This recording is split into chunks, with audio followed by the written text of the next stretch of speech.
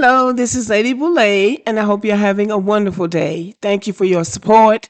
Thank you for subscribing to the channel. Thank you for your thumbs up, and thank you for your comments. Thank you for all you do to support the channel. And yes, we are commanded to love one another, whether we want to or not, or whether we agree with each other or not. And today, I'm going to talk about the letter to the American people that the Iranian president wrote. So here goes.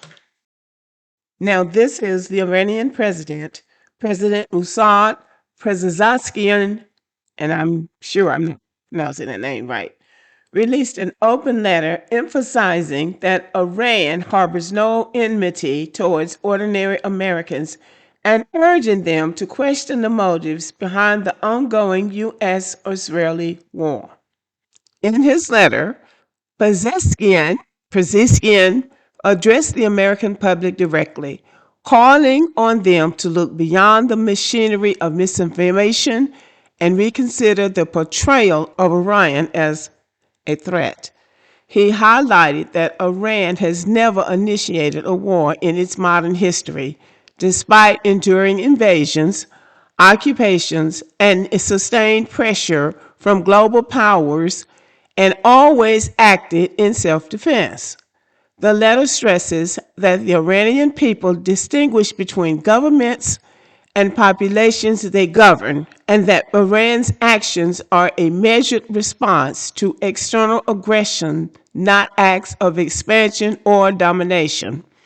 The president recounted historical grievances, including the 1953 U.S.-backed coup, support for the Shah's regime, backing Saddam Hussein during the Iran-Iraq War, and the imposition of long-term sanctions, framing these as sources of deep distrust toward U.S. policies. Overall, the letter serves as both a historical account and a diplomatic appeal, aiming to separate the Iranian people from the government actions, challenging prevailing narratives, and encourage the American public to critically assess the ongoing conflict. So this is the letter that the president of Iran wrote to the American people, or this is what is being posted online as the letter that the Iranian president wrote to the American people. And so this is the other side of the conflict, or the other side of the story. They said every story has two sides. So we have heard President Trump's side of the conflict, and now we've heard the Iranian people's side.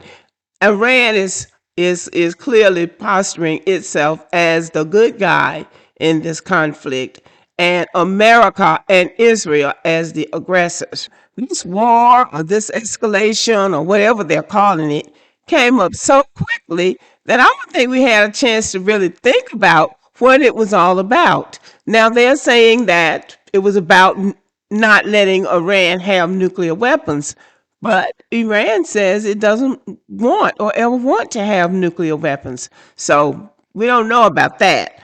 That's what the initial explanation was. We just can't let Iran have nuclear weapons. That's what Israel said to the U.S., and that's what Donald Trump said to us.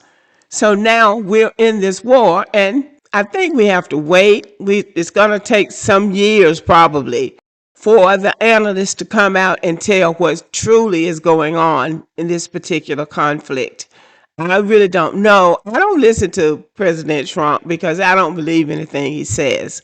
I know that he gave a speech the other night where he said the Iranian Air Force was obliterated, the army was obliterated, the military leaders or its leaders were all decimated.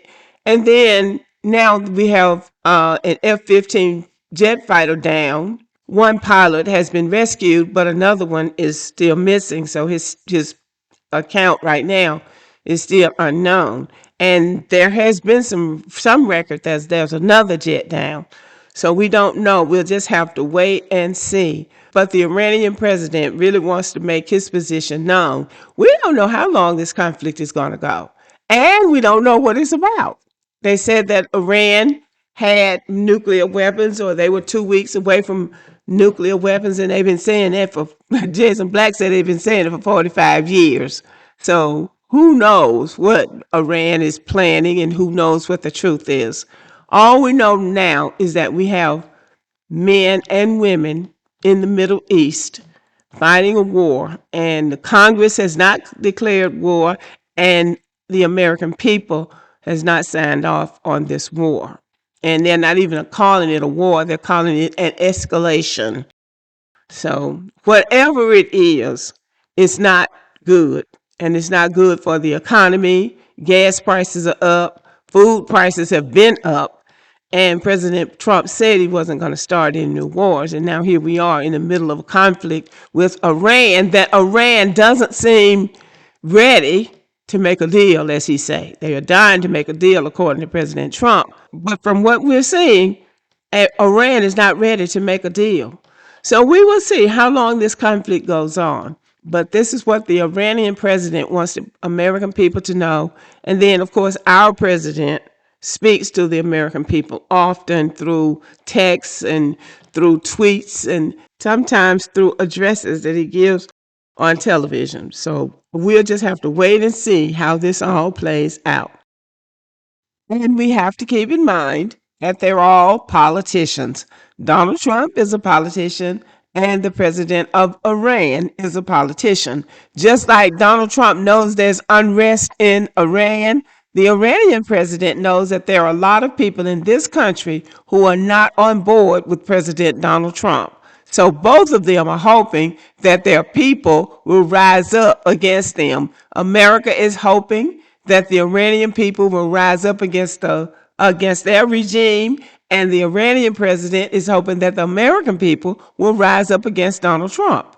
And I think they're both playing that game with each other. So we have to keep that in mind when we listen to what both groups are saying. They're talking to their own people, but they're also talking to the other guy's people.